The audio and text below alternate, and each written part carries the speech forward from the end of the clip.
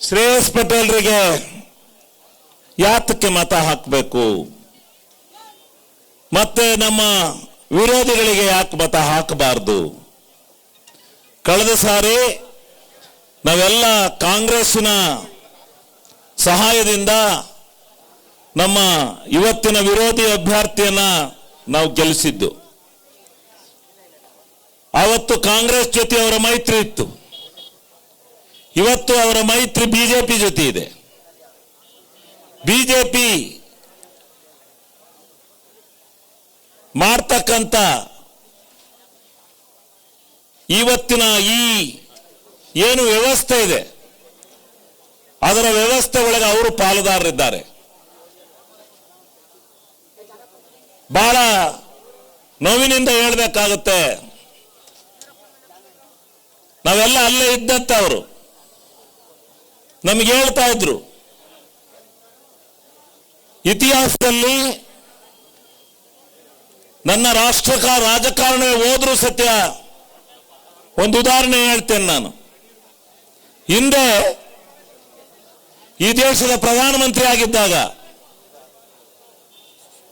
ನಾವೆಲ್ಲ ಹೆಮ್ಮೆ ಪಟ್ಟು ಪ್ರಧಾನಮಂತ್ರಿಯನ್ನ ಮಾಡಿದು. ಆ ಸಂದರ್ಭದಲ್ಲಿ ಆ ಪ್ರಧಾನಮಂತ್ರಿಗಿರಿ ಹೋಗುವಂತ ಸಂದರ್ಭ ಬಂದಾಗ ಪಾರ್ಲಿಮೆಂಟ್ನಲ್ಲಿ ವಾಜಪೇಯಿ ಅವರು ಒಂದು ಚೀಟಿಯನ್ನು ಕಳಿಸಿ, ಒಂದು ಪತ್ರವನ್ನು ಕಳಿಸಿ, ನಿಮಗೆ ನಾನು ಸಪೋರ್ಟ್ ಮಾಡ್ತೇನೆ, ನೀವು ಪ್ರಧಾನಮಂತ್ರಿಯಾಗಿ ಮುಂದುವರಿಯುವುದರಿಂದಾಗ ಸನ್ಮಾನ್ಯ ದೇವೇಗೌಡರು ಇಲ್ಲ, ನಾನು ಧೂಳಿನಿಂದ ಎದ್ದು ಬರ್ತೀನಿ ಹೊರತು, ನಾನು ಪ್ರಧಾನಮಂತ್ರಿ ಗಿರಿ ಬಿಡ್ತೀನಿ ಹೊರತು ಯಾವುದೇ ಕಾರಣದಿಂದ ಈ ಜಾತಿ ಪಕ್ಷದ ಜೊತೆ ನಿಮ್ಮ ಜಾತ್ಯತೀತ ನಿಲುವಿನ ವಿರುದ್ಧ ನಾನು ರಾಜಿಯನ್ನು ಮಾಡಿಕೊಳ್ಳಾರೆ, ನಾನು ನಿಮ್ಮ ಸಹಾಯವನ್ನ ಕೋಮುವಾದದ ವಿರುದ್ಧ ನಾನು ಸಹಾಯವನ್ನ ಮಾಡಲಾರೆ, ನಾನು ಪ್ರಧಾನಮಂತ್ರಿ ಆಗ್ಲಾರೆ ಅಂತೇಳಿ ಬಿಟ್ಟು ಬಂದಂತವ್ರು. ಆದರೆ ಇವತ್ತು ಬರ್ತಾ ಬರ್ತಾ ಈ ರಾಜಕಾರಣದ ವಾತಾವರಣದಲ್ಲಿ ಮೋದಿ ಪ್ರಧಾನಮಂತ್ರಿ ಆದರೆ ನಾನು ದೇಶ ಬಿಟ್ಟೆ ಹೋಗ್ಬೇಕಾಗತ್ತೆ ಅಂತಕ್ಕಂಥ ಮಾತನ್ನು ಹೇಳಿದ್ದಂತವ್ರು.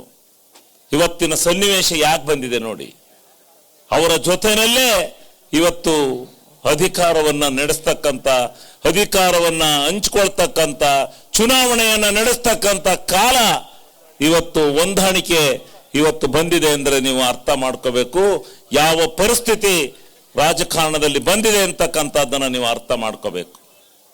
ಅದಕ್ಕೋಸ್ಕರ ಇವತ್ತು ನೀವು ಯೋಚನೆ ಮಾಡಿ ತತ್ವ ಸಿದ್ಧಾಂತಗಳನ್ನು ಬಿಟ್ಟು ಮೈತ್ರಿ ಅಭ್ಯರ್ಥಿಯಾಗಿ ಬಂದಿರತಕ್ಕಂಥವ್ರಿಗೆ ಮತ ಕೊಡಬೇಕೆ?